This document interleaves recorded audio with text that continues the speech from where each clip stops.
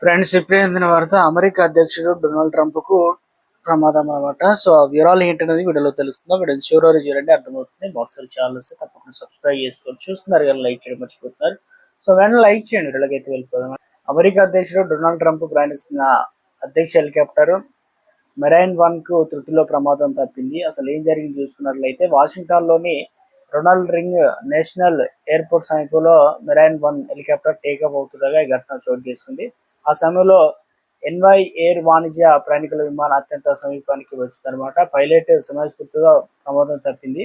దీంతో America federal aviation administrative national transportation safety board దర్యాప్తు ప్రారంభించాయి. అసలు ఎఫ్డబ్ల్యూఏ వెల్లడించిన వివరాల ప్రకారం మంగళవారం ఆగస్టు 4 తారీఖున మధ్యాహ్నం ఫ్లోరిడాలోని పెన్స్కోలోకు వెళ్తున్న మెరైన్ వన్ బయలుదేరుతున్న ప్యాసింజర్ జెట్ మధ్య కొద్దిసేపు భద్రతా దూరం తగ్గిందనమాట. అయితే వెంటనే రెండు విమానాలు ఒకదానికి ఒకటి దూరంగా వెళ్లడంతో ఎలాంటి ప్రమాదం జరగలేదు. ముందు జాగ్రత్త చర్యగా మరో విమానాన్ని కూడా దారి మళ్లించినట్లు అధికారులు తెలిపారు. ప్రాథమిక దర్యాప్తులో ఎయిర్ ట్రాఫిక్ కంట్రోల్ కమ్యూనికేషన్ లో లోపాలు జరిగినట్లు తెలుస్తుంది. మెరైన్ వన్ సిబ్బంది టేకాఫ్ కు 3 నిమిషాల ముందు కంట్రోల్ టవర్ పలుమార్లు సమాచారం ఇవ్వడానికి ప్రయత్నించారు. అయినప్పటికీ ఆ సందేశాలు పూర్తిగా అందలేదని అమెరికా మీడియా అయితే వెల్లడించింది. అనంతరం హెలికాప్టర్ టేకాఫ్ ప్రారంభించే సమయానికి ప్యాసింజర్ జెట్ రన్వే పైన ప్రయాణం మొదలుపెట్టింది. అప్రమత్తమైన కంట్రోలర్ పైలట్ల చర్యలతో ప్రమాదం తప్పిందనమాట.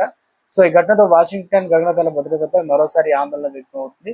ముఖ్యంగా 2025 జనవరిలో రిగన్ నేషనల్ విమానాశ్రయ సమీపంలో సైనిక హెలికాప్టర్ ప్యానికుల విమానం గాలిలో ఢీకొని 67 మంది మృతి చెందిన ఘటన కూడా తర్వాత విమాన భద్రత మరింత కఠినతరం చేశారు. అయినప్పటికీ తాజా ఘటన చోటు చేసుకోవడం చర్చనీయాంశం అయింది. అయితే అధ్యక్షుడు ట్రంప్కి ఎలాంటి ప్రమాదం జరగలేదు. వైట్ హౌస్ స్పష్టం చేసింది.